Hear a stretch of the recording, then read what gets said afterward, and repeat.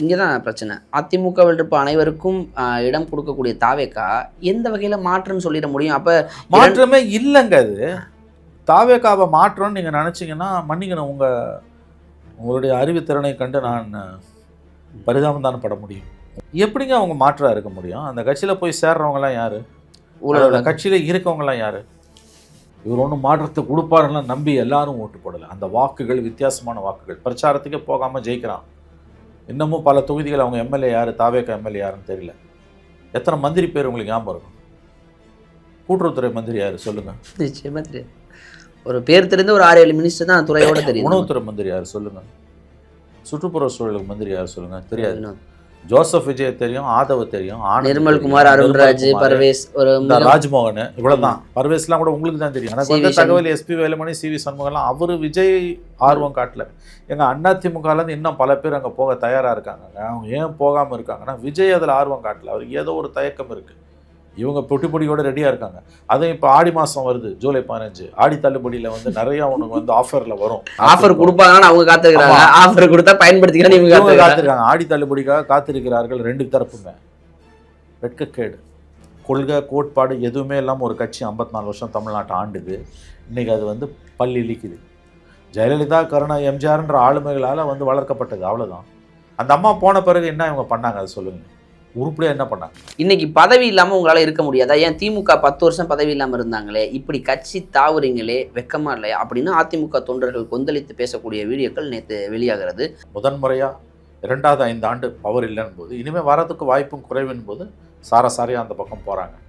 இது ஏதோ MLA MP பதவியை அனுபவிச்சவன் தான் போகிறான், மந்திரி பதவியை நினைக்காதீங்க. தொண்டர்களே நகர ஆரம்பிச்சு சராசரி அதிமுக தொண்டை நான் இனிமேல் அதிமுகவில் தொடரணுமான்னு யோசிக்க ஆரம்பிச்சிட்டோம். இன்னொரு முக்கியமான விஷயம் என்ன பொறுத்த வரைக்கும், இது யார் வந்திருந்தாலும், ஜெயலலிதா செத்த பிறகு யார் வந்திருந்தாலும் இப்படி தான் நடந்திருக்கும்னு தோணுது. அந்த கட்சிக்கு வந்து ஒரு சினிமா கவர்ச்சி கொண்ட ஒரு தலைவர் இருந்தால் மட்டும்தான் அந்த கட்சியை வந்து நடத்த முடியும், வழி நடத்த முடியும். ஏடிஎம்கேவோட அந்த ஒரு ஃபேஸ்ன்றது கிட்டத்தட்ட முடிஞ்சிடுச்சுன்னு எனக்கு தோணுது. முடிஞ்சிடுச்சுன்னா மொத்தமாக அழியும்னு இல்லை, ஒரு சின்ன குறுங்குழுவாக இருக்கும். ஒரு 15-20 சீட்டு ஜெயிச்சுட்டு 25 சீட்டு அதிகபட்சம் ஒரு சின்ன கட்சியாக இருக்கும். அறம்நாடு நேயர்களுக்கு அன்பு வணக்கம். இன்று நம்மோடு இணைந்திருப்பவர் மூத்த பத்திரிகையாளர் திரு மணி அவர்கள். சார் வணக்கம். சார் வணக்கம்.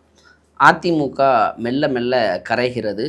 எடப்பாடி பழனிசாமி அவருடைய பிடிவாதம் தான் அதற்கு காரணம், அவர்களுடைய தவறான அணுகுமுறை தான் காரணம், தொடர் தோல்விகள் தான் காரணம் அப்படின்னு வெளியவர்கள் எல்லாம் அதிமுகவுடைய முக்கிய தலைவர்கள். ஆனால் தொண்டர்கள் என்ன சொல்கிறாங்க? கோடி கோடியாக கொள்ளடிச்சிங்க, சொகுசெல்லாம் வாழ்ந்தீங்க, இன்றைக்கி பதவி இல்லாமல் உங்களால் இருக்க முடியாதா? ஏன் திமுக 10 வருஷம் பதவி இல்லாமல் இருந்தாங்களே, இப்படி கட்சி தாவுறீங்களே, வெக்கமா இல்லையா அப்படின்னு அதிமுக தொண்டர்கள் கொந்தளித்து பேசக்கூடிய வீடியோக்கள் நேற்று வெளியாகிறது. அதற்கு காரணம் 2 விஜயபாஸ்கர்களும் தாவேக்காவிற்கு சென்றுள்ளார்கள். எப்படி பார்க்குறீங்க? தாவேக்கா எப்படி பார்க்குது அப்படின்னா, அனுபவம் வாய்ந்தவர்கள் வருகையால் எங்களுக்கு ஒரு கூடுதல் பலம்னு பார்க்கிறது. தாவேக்காவிற்கு வாக்களித்தவர்கள் நாங்கள் மாற்றத்தை கேட்டோம், இந்த மாற்றத்தை கேட்கவில்லைன்னு சிலர் நினைக்கிறார்கள். இதை எப்படி புரிஞ்சுக்கிறது? என்ன மாதிரியான போக்கு இது? இதில் அரசியலில் சகஜமா? அரசியல் சகஜம்தான். வலியது எஞ்சும்ன்ற மாதிரி. வலியது எஞ்சும்னா அதோட அர்த்தம் வந்து சர்வைவல் ஆஃப் த ஃபிட்டஸ்ட்னு டார்வின் சொன்னதோட அர்த்தம் வந்து பலம் இருக்கிறது எஞ்சுன்ற அது கிடையாது. அடாப்டபிலிட்டி. மாறி வரும் காலங்களுக்கு ஏற்ப எது ஒன்று தன்னை மாற்றிக்கொள்ளுகிறதோ அது மட்டும்தான் நிற்கும். அப்படி பார்க்கும்போது இவங்க மாற தவறிட்டாங்க. 2வது முக்கியமான விஷயம், 2வது சொல்கிறது தான் முதல் விஷயம். ஆன்டி டிஎம்கே திமுக எதிர்ப்பு அரசியலை எடப்பாடி கிட்டத்தட்ட கைவிட்டதன் விளைவு தான் இன்றைக்கி கட்சி கரைஞ்சிக்கிட்டு இருக்குது. அண்ணா திராவிட முன்னேற்ற கழகத்துக்கு ஒரே ஒரு கொள்கை, திமுக எதிர்ப்பு.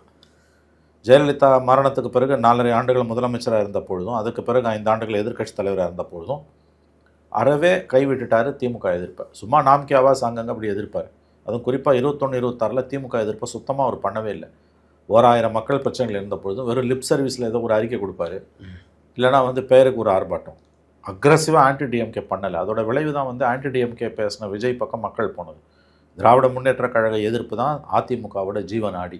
அதையே அவர் கைவிட்டுட்டார். அப்போ கட்சி கரைந்து போவது என்பது இயல்பானது. 2வது 2-5 ஆண்டுகள் அதிகாரம் இல்லாமல் அந்த கட்சி இருந்ததே கிடையாது அதனுடைய வரலாறில். முதன்முறையாக 2வது 5 ஆண்டு பவர் இல்லைன்னு போது, இனிமேல் வரதுக்கு வாய்ப்பும் குறைவின் போது சாரசாரியாக அந்த பக்கம் போகிறாங்க.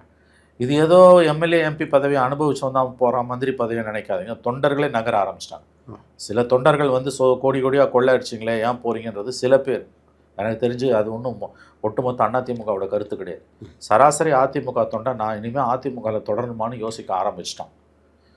இன்னொரு முக்கியமான விஷயம் என்னை பொறுத்த வரைக்கும், இது யார் வந்திருந்தாலும், ஜெயலலிதா செத்த பிறகு யார் வந்திருந்தாலும் இப்படி தான் நடந்திருக்கும்னு தோணுது. அந்த கட்சிக்கு வந்து ஒரு சினிமா கவர்ச்சி கொண்ட ஒரு தலைவர் இருந்தால் மட்டும்தான் அந்த கட்சியை வந்து நடத்த முடியும், வழி நடத்த முடியும். எம்ஜிஆர் 15 வருஷம் 72லேருந்து 87 மிகப்பெரிய ஒரு ஆளுமை, ஒரு ஃபினாமினான்னு ஆங்கிலத்தில் பேர் அதிசயம். அது 87லேருந்து 2016 29 வருஷம் ஜெயலலிதா, அது ஒரு மிகப்பெரிய ஆளுமை. ஸோ 44 வருஷம் அதில் வண்டி ஓடிச்சு. அடுத்து ஒரு மிகப்பெரிய ஒரு திரைப்பிரபலத்தை தான் எதிர்பார்த்தாங்க. அது வந்து ஓபிஎஸ்ஓ இபிஎஸ்ஓ ஏன் சசிகலாவோ யாருமே வேலைக்கு ஆகாது. ஏன் சில நடிகர் பேர்லாம் அடிபட்ட சார், நடிகர் அஜித்குமார் கூட ஜெயலலிதா ஏதோ ஒன்று, சரோஜா தேவி அந்த காலத்தில், அது எம்ஜிஆர் ஜெயலலிதா இருந்த பீரியட். அதுக்கு பிறகு ஜெயலலிதா மரணத்தின் போது அவங்களுக்கும் வயதாகி விட்டது. இப்போ இன்றைக்கி விஜய் வந்து அந்த இடத்துக்கு பொருத்தமானவர். அதிமுக இணைந்த தாவேகா ஒட்டுமொத்த இது போகிற பக்கம் பார்த்தா அப்படி தான் ஆகிடும் போல இருக்குது. தாவேகான்ற பேரை மாற்றணும், அதிமுக தான் வைக்கணும் போல இருக்குது. அத்தகைய கவர்ச்சி கொண்ட தலைவர்கள் தான் அந்த கட்சிக்கு தேவை. கொள்கை கோட்பாடெல்லாம் அந்த கட்சிக்கு ஒன்றும் பெருசாக எந்த காலத்தில் இருந்து கிடையாது. திமுக எதிர்ப்பு தான் ஒரே கொள்கை, அதையும் கைவிட்டார். நல்லா கவனிங்க, ஒரே கொள்கை திமுக எதிர்ப்பு, அதையும் எடப்பாடி கைவிட்டார். எம்ஜிஆர் ஜெயலலிதா மாதிரி ஒரு கவர்ச்சியான தலைவரும் கிடையாது. ரெண்டும் இல்லை, கட்சி இன்னைக்கு கரைஞ்சி சின்ன பின்னமாயிட்டு இருக்கு. 16 எண்டுலேருந்து 21 அந்த பீரியட்லேயே இது நடந்திருக்கணும். அப்போ பவர் கையில் இருந்ததால் அமைதியாக இருந்தாங்க. 21 26 வந்து வந்துடலாம், 26ன்னு ஒரு நம்பிக்கை இருந்தது. 26 நிரூபணம் ஆகிடுச்சு, இனிமேல் கிடையாதுன்றது, கிட்டத்தட்ட கிடையாது. ஸோ ஆன்டி டிஎம்கேவையும் கைவிட்டாச்சு, கவர்ச்சியான தலைவரும் இல்லை, கட்சி இனிமேல் விமர்சனமே இல்லைன்றது சராசரி தொண்டனுக்கு தெரிய ஆரம்பிச்சிருச்சு. அவன் அந்த பக்கம் ஓடுறான். ஞாபகம் வச்சுக்கோங்க. ஒருவேளை நான் சொல்கிறேன் கேட்டுக்கோங்க, விஜய் அரசியல் களத்தில் இல்லை அப்படின்னா, அண்ணாமலை வந்து ஓரளவு அரசியலை தமிழ்நாட்டுக்கே உரிய அரசியலை முன்னெடுக்கிறாருன்னா இதெல்லாம் அங்கே போகும். இது ஏடிஎம்கேவோட அந்த ஒரு ஃபேஸ்ன்றது கிட்டத்தட்ட முடிஞ்சிடுச்சுன்னு எனக்கு தோணுது. முடிஞ்சிடுச்சுன்னா மொத்தமாக அழிக்கணும் இல்லை, ஒரு சின்ன குறுங்குழுவாக இருக்கும். ஒரு 15-20 சீட்டு ஜெயிச்சுட்டு 25 சீட்டு அதிகபட்சம் ஒரு சின்ன கட்சியாக இருக்கும், அது இருக்கும். மற்றபடி அந்த பழைய க்ளோரி இருக்குல்ல, 118 சீட்டு வாங்கி ஆட்சி, அது இனிமேல் இல்லை. இந்த இத்தனை பேர் போகிறது வந்து வெறும் பதவின்றது மட்டும் பதவி தான். ஆனால் அது அசம்பிளி பார்லிமெண்ட்டு எல்லாம் மட்டும் கிடையாது, லோக்கல் பாடி எலெக்ஷன் வருது. ஆமாங்க, இவர் தொடர்ந்து தோற்றுக்கிட்டே இருக்காருன்னா எவங்க இருப்பான் இவர்கிட்ட? தோல்வியை பற்றி ஒரு மறுபரிசீலனை பண்ணாரா? நீங்கள் திமுக மேலே 1000 விமர்சனம் 1000 விமர்சனம் வச்சாலும், ஸ்டாலின் வந்து கவுந்துருன்றாரு தொடர்ந்து பேசுகிறாருன்னெலாம் நம்ம விமர்சனம் வச்சாலும், ஒரு விஷயம் திமுக பாராட்டுது, தோல்விக்கான காரணம் என்னன்றதை ஆராயிறாங்க, தேடுறாங்க. அந்த முயற்சி இருக்குது அவங்கக்கிட்ட. அது வந்து வெற்றி பெறலாம், வெற்றி பெறாமல் போகலாம். பட் ஏதோ ஒரு கோளாறு இருக்குது, ஏதாவது சரி பண்ணணும், எதையாவது பண்ணி இதை காப்பாற்ற கரையேற்ற முடியாதான்ற ஒரு எண்ணம், ஒரு முயற்சி டே 1ல் இந்த அவங்கக்கிட்ட இருக்குது. அது மாதிரி ஏதாவது இருக்குதா? அதான் சார், இப்போ அதிமுக உருவாக்கங்கிறது திமுக எதிர்ப்பில் தான். ஆனால் அந்த திமுக எதிர்ப்பை அதிமுக செய்யாததை தாவேக்கா செய்கிறாங்க. அப்போ அதிமுகவுடைய தயவு இங்கே தேவையில்லை, தாவேக்காக உருவாயிருச்சு. இப்போ தாவேக்கா விசஸ் திமுக, இதுதான் அந்த நரேட்டிவ் செட் பண்ணார் விஜய் அவர்கள். அது இப்போ களத்திலே ரெஃப்ளெக்ட் ஆயிருச்சு. இது முடிவு எடப்பாடி காரணம், அதுக்கு ரொம்ப கிடையாது. விஜய் அதை செட் பண்ண உருவாக்க முயற்சி பண்ணது உண்மை, அது உதவி செஞ்ச முழுக்க எடப்பாடி. முழுக்க முழுக்க அதுக்கு காரணம் எடப்பாடி தான், 100% எடப்பாடி காரணம். அதிமுகவுக்கு ஒரே ஒரு கொள்கை, ஒரே ஒரு கொள்கை கொண்ட ஒரு கட்சி உலகத்திலே அதிமுக. அது என்ன? திமுக எதிர்ப்பு. நீ அதையே கைவிட்ட. ரெண்டாவது, வசீகரமான தலைவர் இல்லைங்க. எம்ஜிஆர் ஜெயலலிதாவுக்கு பிறகு கரிஸ்மாட்டிக் லீடர் இல்லை, விஜய் மாதிரி ஒரு கரிஸ்மாட்டிக் லீடர் வேணும். அப்படி இல்லாமல் யாரும் அந்த கட்சிக்கு, மற்ற கட்சிகளை பற்றி நம்ம சொல்லலை, திமுகவுக்கு தேவையில்லை, அதெல்லாம் தேவையில்லை. அதிமுகவுக்கு இதுதான் யதார்த்தம். அது அப்போ ரெண்டுமே காலி. இன்றைக்கி அங்கே போகிறாங்க அவங்க. அவருக்கு வசீகரமான தலைவரும், அவருக்கு ஒரு செரிஷ்மா இருக்குது, ஒரு கவர்ச்சி இருக்குது விஜய்க்கு. இன்னொரு பக்கம் ஆன்டி டிஎம்கே வந்து அக்ரஸிவாக பண்ணுறாரு. அப்போ அதிமுக வாக்கு வங்கின்றது அங்கே தான் போகும், இங்கே வராது. போகிற போக பார்த்தா உங்களுக்கு தாவேக்காவே அதிமுகவாக மாறலாம். ஆமாம், அது ஆல்மோஸ்ட் அனைத்து இப்போ நம்ம பேசிக்கிட்டு இருக்க இந்த நேரத்தில் கூட முன்னாள் எம்எல்ஏக்கள் எம்பிக்கள் அப்படின்னு படையெடுத்து பனையூர் வாசலில் வெயிட் பண்ணுறாங்க. யாரெல்லாம் முக்கிய அமைச்சர்களாக அதிமுகவில் இருந்தார்களோ பலரும் ரிசைன் பண்ணிட்டு போகிறாங்க. இப்போ நாளை வேலுமணியும் சிவி சண்முகமும் இணைய கூட கூடுங்கிற, எஸ்வி வேலுமணியெல்லாம் அதிருப்தியில் இருக்கிறாருல, யார் இணைந்தாலும் ஆச்சரியப்படுவதற்கு இல்லைங்கிற இடத்துல இப்போ யாரையும் சேர்த்துக்க மாட்டேன்றாரு அவரு. அதனால வண்டி இப்போ ஓடுது உங்களுக்கு. அவருடைய கதவுகள் திறக்கப்படலை. பனையூரின் கதவுகள் எல்லாருக்கும் திறக்கலாம். அது அப்படி அவர் திறந்ததுன்னா இதை விட அதிகமாக அதிமுகலேருந்து எம்எல்ஏக்களே போய் அங்கே இணைந்திருப்பார். ஒட்டுமொத்தமாக போயிடுவாங்க. ஒட்டுமொத்தமாக போகிறாங்களோ இல்லையோ, இதை விட எண்ணிக்கை அதிகமாக இருந்திருக்கும், மிகப்பெரிய அளவில் அதிகமாக இருந்திருக்கும். ஆனால் சார், இங்கே தான் பிரச்சனை. அதிமுகவில் இருப்ப அனைவருக்கும் இடம் கொடுக்கக்கூடிய தாவேக்கா எந்த வகையில் மாற்றுன்னு சொல்லிட முடியும்? அப்போ மாற்றமே இல்லைங்க. அது தாவேக்காவை மாற்றம்னு நீங்கள் நினச்சிங்கன்னா மன்னிக்கணும், உங்களுடைய அறிவுத்திறனை கண்டு நான் பரிதாபம் தானே பட முடியும். உங்களை சொல்லலை, அது மாற்றம்னு சொல்கிறவங்கள நான் சொல்கிறேன், நாட் பர்சனல். எப்படிங்க அவங்க மாற்றா இருக்க முடியும்? அந்த கட்சியில் போய் சேர்றவங்கலாம் யார்? அந்த கட்சியில் இருக்கவங்கலாம் யார்? என்னெல்லாம் அவங்க பேசுகிறாங்க? என்ன சொல்லப்போனால் திமுக அண்ணா திமுக இருக்கவங்க கூட வார்த்தைகளை எச்சரிக்கையாக விடுவாங்க. அவங்களுக்கு ஒரு அனுபவம், ஒரு பின்புலம் உண்டு. எங்களுக்கு ஒரு கணக்கு இருக்குது, அதை நாங்கள் தீர்த்துக்கணுன்றதெல்லாம் ஜெயலலிதா கருணாநிதி வாயிலேருந்துலாம் வராது. பதவியில் இருக்கும்போது, முதலமைச்சராக இருக்கும்போது, அமைச்சராக இருக்கும்போது அப்பட்டமான பழிவாங்கிற வார்த்தை இல்லைங்க. இது வெளிப்படையாக நீங்கள் வந்து மிரட்டுறீங்கல்ல. எனக்கு தீர்த்துக்கிறதுக்கு கணக்கு இருக்குன்னு எப்படிங்க சொல்ல முடியும்? எந்த விதத்தில் நியாயம்? அதை முதலமைச்சர் கண்டிச்சாரா? அப்போ இதை ஒரு மாற்றம்னு எதிர்பார்த்தவர்கள் இன்றைக்கு ஏமாந்து போய் நிற்கிறார்கள். மாற்றம்னு அவர் சொன்னாருன்னா ஓட்டு போட்டவங்களாம் மாற்றத்தை எதிர்பார்த்தா ஓட்டு போட்டாங்க. எனக்கு தெரிஞ்சு எவ்வளோ பேர் மாற்றம்லாம் ஒன்றும் வராது, ஆனால் இவங்க 2 பேரும் வேணால் புதுசாக வரட்டும், நல்லது பண்ணால் ஓகே, இல்லைன்னா அடுத்த எலெக்ஷனில் மாற்றிடலாம் அப்படின்னு தெரிஞ்சு தான் ஓட்டு போட்டிருக்காங்க. இவர் ஒன்றும் மாற்றத்தை கொடுப்பாருலாம் நம்பி எல்லாரும் ஓட்டு போடலை. அந்த வாக்குகள் வித்தியாசமான வாக்குகள். பிரச்சாரத்துக்கே போகாமல் ஜெயிக்கிறான். இன்னமும் பல தொகுதிகள் அவங்க எம்எல்ஏ யார், தாவேக்கா எம்எல்ஏ யாருன்னு தெரியல. எத்தனை மந்திரி பேர் உங்களுக்கு ஞாபகம் இருக்கும்? கூட்டுறவுத்துறை மந்திரி யார் சொல்லுங்கள்? நிச்சயமாக தெரியாது. ஒரு பேர் தெரிந்த ஒரு 6-7 மினிஸ்டர் தான் துறையோட தெரியும். உணவுத்துறை மந்திரி யார் சொல்லுங்கள்? சுற்றுப்புற சூழலுக்கு மந்திரி யார் சொல்லுங்கள்? தெரியாது. ஜோசப் விஜய் தெரியும், ஆதவ தெரியும், நிர்மல்குமார், அருண்ராஜ், பர்வேஸ், ராஜ்மோகன், இவ்வளவுதான். பர்வேஸ்லாம் கூட உங்களுக்கு தான் தெரியும். ஒரு சிலர் பகுதியில் தெரிஞ்சவங்க யார்? ஜோசப் விஜய் முதலமைச்சர், ஆதவ், ஆனந்த், ராஜ்மோகன், அருண்ராஜ், மரிய வில்சன், அவர் அதெல்லாம் கூட தெரியாது. நான் சொல்றேன், பெரும்பாலும் தெரிய வாய்ப்பு இல்லை, சத்தியமா தெரியாது. நான் திரும்ப சொல்றேன், 5 பேரை தெரியும். ஜோசப் விஜய், ஆதவ், ஆனந்த், ராஜ்மோகன், அருண்ராஜ், பர்வேஸ், மரிய வில்சன், செங்கோட்டையன் பழைய ஆளு. மாதிரி உங்கள் ஃபைனான்ஸ் மினிஸ்டர் யாருன்னு நிறைய பேரை கேட்டு பாருங்க.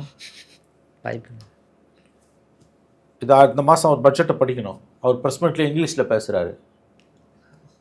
இப்போ பட்ஜெட்டில் இங்கிலீஷில் படிப்பாரா? அது கூட நடக்கும். மாற்றம் சார். அதிமுக வந்து அதுக்கு ஒரு கொடி பிடிக்கலாமே வழியா திமுகவால் எதையுமே இப்போதைக்கு சாதிக்க முடியாது. இந்த நேரத்தில் திமுக விஜய் மேலே எந்த குற்றச்சாட்டு சொன்னாலும் அது பூமராங் ஆகும் திமுகவுக்கு.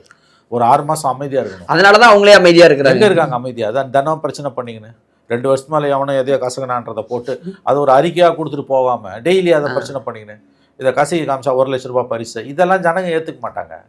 நடைமுறை வாழ்க்கைக்கு அதுக்கு என்ன? நீங்க விஜய் அவர்களை மீண்டும் சீண்ட அது அவருக்கு பாசிட்டிவா அது நீ என்ன தப்பு விஜய் பண்ணாலும், விஜய்க்கு எதிராக நீ எது பேசினாலும் உனக்கு எதிராக தான் அது திரும்பும். ஒரு 6 மாதமாவது அனிமூன் பீரியட் விடணும். நீ விட மாட்டேன்ற. பழைய வீடியோலாம் நோன்னா எவ்வளோ பேர் மாட்டுவான்? இவங்க கட்சியில் திமுகவில் மாட்ட மாட்டாங்களா? அதுவா அரசியல்? அதில் என்ன மக்கள் நலன் இருக்கா? எனக்கு சொல்ல, எதனா மக்கள் நலன் இருக்கா? எப்பயோ ஏதோ நடந்தது, அவர் இல்லைன்னா அவ்வளோதான், முடிஞ்சு போச்சு. 1000 பிரச்சனை இருக்கியா நாட்டில்? அதை விட்டுட்டு நீங்கள் வந்து இதுக்காகவே வந்து அங்கே மாணவர் அணி போராட்டம், மகளிர் அணி போராட்டம், 1 லட்ச ரூபாய் பரிசு, இதெல்லாம் வந்து நீங்கள் ஒரு 6 மாதம் பொறுத்து செய்யணும். ஒரு மாதம் 1.5 மாதத்துலேயே செய்கிறீங்கன்னா உங்களுக்கு எதிராக தான் திரும்ப அப்படி தான் திரும்பி நிற்குது. தப்பு செய்ய விடுங்க சார். தப்பு செய்ய விட்டா தான் நீ பிடிக்கணும். முதல்ல போய் நொட்டுறன்னு வச்சுக்கோங்க, அவசராயிடும்.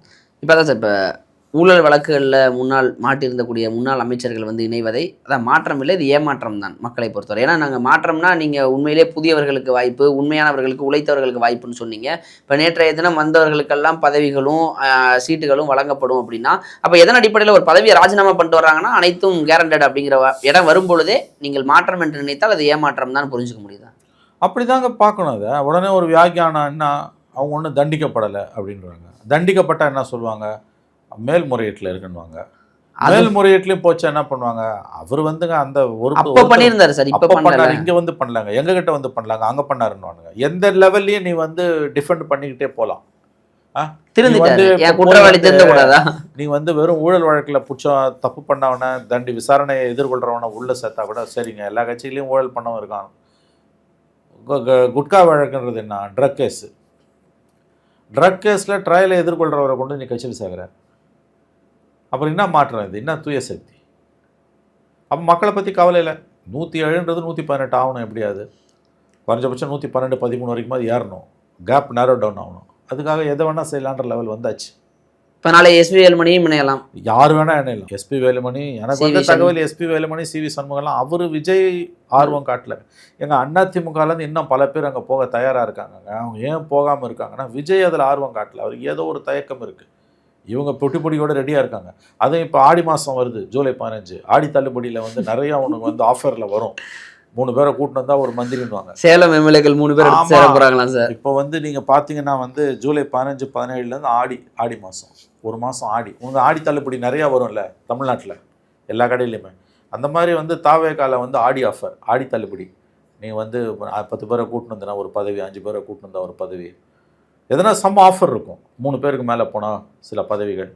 ஆகவே ஆடி தள்ளுபடிக்காக காத்திருக்கிறது தாவேகாவும் இந்த பக்கம் அதிமுக. ஆஃபர் கொடுப்பாங்கன்னு அவங்க காத்திருக்கிறாங்க, ஆஃபர் கொடுத்தா பயன்படுத்திக்கிறேன் இவங்க காத்திருக்காங்க. ஆடி தள்ளுபடிக்காக காத்திருக்கிறார்கள் 2 தரப்புமே. வெட்கக்கேடு. கொள்கை கோட்பாடு எதுவுமே இல்லாமல் ஒரு கட்சி 54 வருஷம் தமிழ்நாட்டை ஆண்டுது. இன்றைக்கி அது வந்து பள்ளி இழிக்குது. ஜெயலலிதா, கருணா, எம்ஜிஆர்ன்ற ஆளுமைகளால் வந்து வளர்க்கப்பட்டது, அவ்வளோதான். அந்த அம்மா போன பிறகு என்ன இவங்க பண்ணாங்க அதை சொல்லுங்கள். உருப்படியாக என்ன பண்ணாங்க? 4 வருஷம் சிஎம்மாக இருக்கும்போது அதுக்கு பிறகு 5 வருஷம் எதிர்க்கட்சி தலைவர், அவர் என்ன ரோல்? தமிழ்நாட்டை 30 வருஷமாக ஆண்ட கட்சி, எந்த கொள்கையும் எந்த கோட்பாடும் கிடையாது. அதனால தானே இன்றைக்கி வந்து சீட்டு கட்டு மாதிரி சரியுது. அது எப்படிங்க எவ்வளோ பேர் ஓடுவான் இன்னொரு கட்சிக்கு? நான் கேட்குறேன்.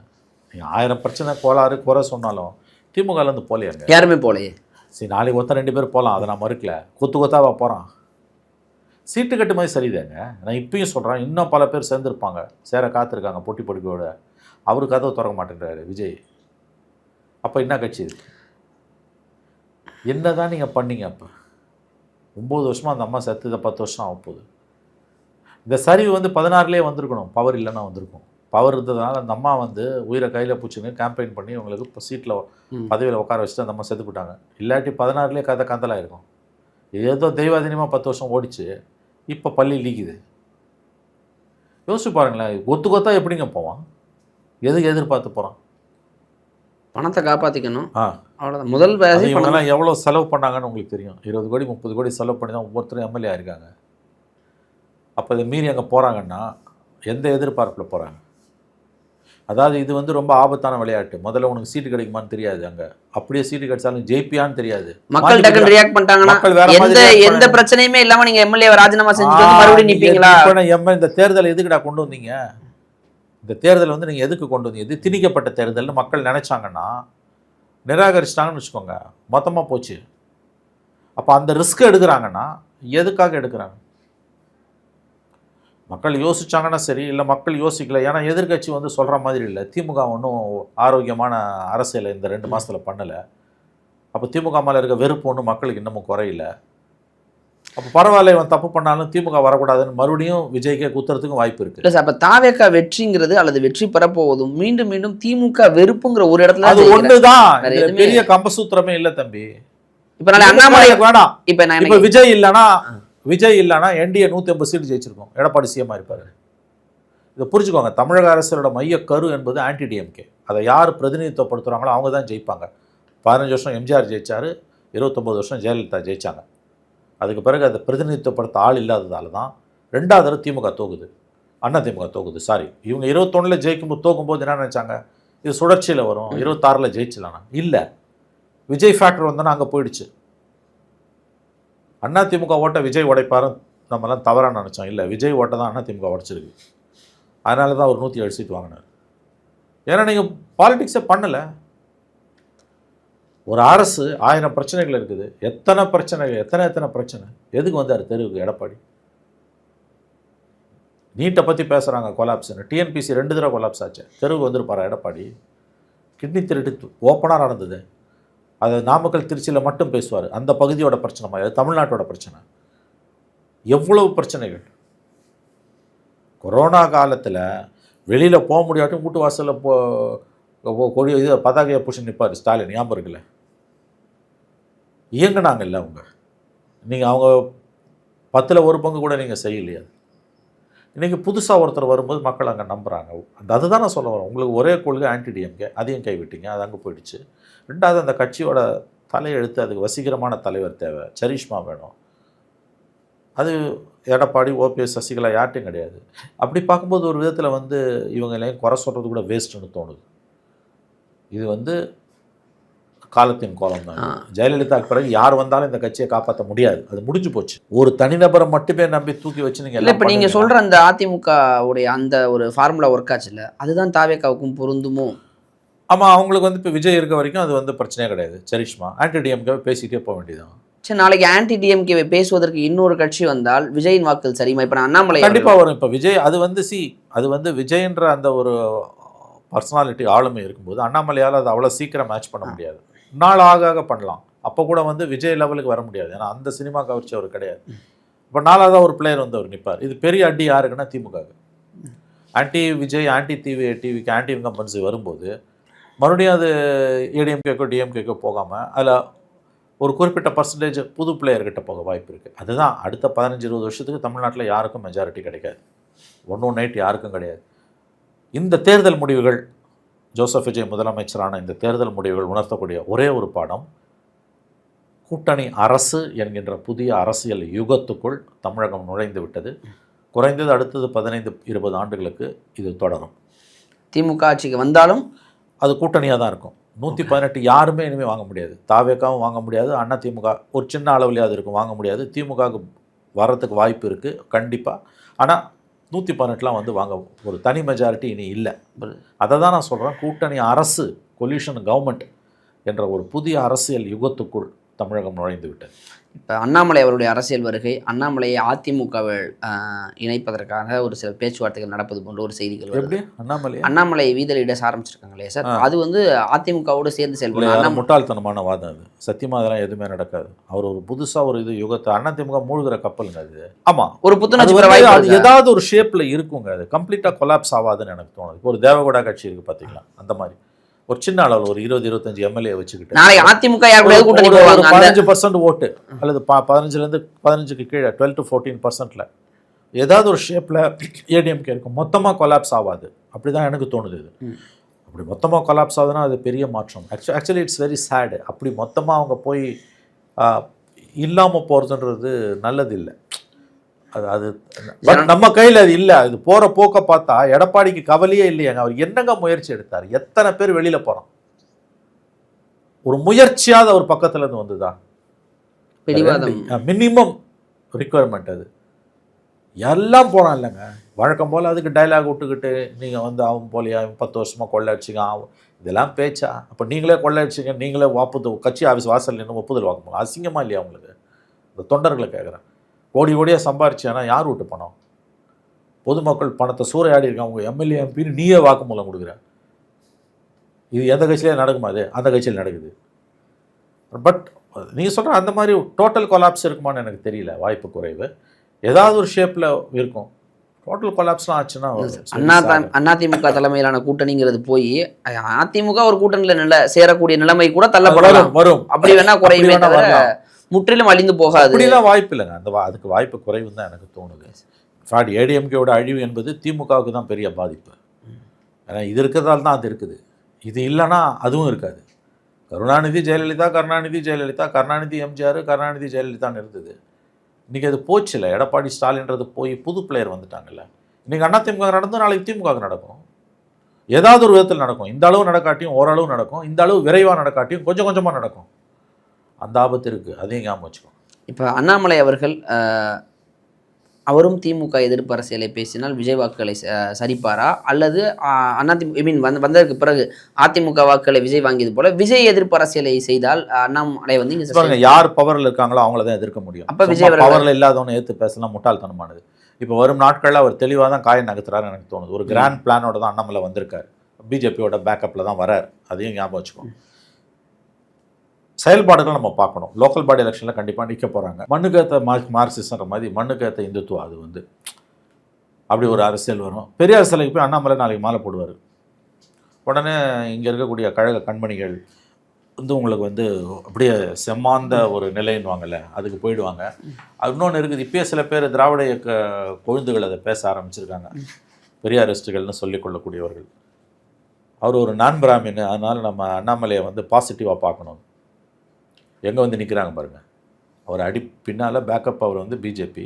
ஆனால் அண்ணாமலை அடிப்படையில் ஒரு நான் பிராமின் ஓபிசின்றதுனால மோடியை ஓபிசி பாலிடிக்ஸ் பண்ணுறாரு. ஆர்எஸ்எஸ்க்கும் மோடிக்கும் பிரச்சனை வந்தாலும் நம்ம மோடியை சப்போர்ட், இப்படிலாம் வந்து அறிவு குழந்தைகளோட பேச்சு இருக்குது. இது எதுக்கு நான் உங்களுக்கு சொல்ல வரேன்னா, அண்ணாமலையோட அரசியல் என்பது வந்து போக போக வந்து உங்களுக்கு வந்து லோக்கல் பாடி எலெக்ஷன்ஸ், அப்புறம் மக்கள் பிரச்சனைகளுக்காக போராடுவது. இன்னும் 2 வருஷத்தில் இந்த கவர்மெண்ட், இன்னும் 1 வருஷத்தில் இன்னும் அன்பாப்புலர் ஆகும். 27 ஜூலையில் நம்ம உட்காந்து பேசும்போது விஜய் அரசுக்கு எதிரான மக்கள் உணர்வு என்பது பெரிய அளவில் இருக்கும். அப்போ அந்த உணர்வுகளுக்கு திமுக வந்து வடிகாலாக இருப்பதை விட புதுசாக வரவங்க வடிகாலாக இருப்பதற்கு வாய்ப்புகள் அதிகம். விஜய் அரசில் பெரிய தவறுகள் நடக்கும்போது அண்ணாமலை வந்து கால்குலேட்டடாக வந்து அதற்கு எதிராக ஒரு அரசியல் காய்களை நகர்த்துகிறாரு, போராட்டங்களை முன்னெடுக்கிறாரு, இயக்கத்தை கட்டமைக்கிறாருன்னா அவருக்கு கிடைக்கக்கூடிய ட்ராக்ஷன் திமுக கிடைப்பது குறைவு. ஏன்னா புது பிளேயர். எப்படி திமுகவுக்கு எதிராக விஜய்க்கு வந்தாங்களோ அந்த மாதிரி விஜய்க்கு எதிராக அண்ணாமலை கிட்ட போவதற்கு வாய்ப்புகள் உண்டு. இது எல்லாம் அவர் எப்படி காய்களை நகர்த்த போகிறாரு, பட் வித் கிராண்ட் பிளான்ஸ் தான் அவர் வராருன்னு தான் நான் கேள்விப்படுறேன்.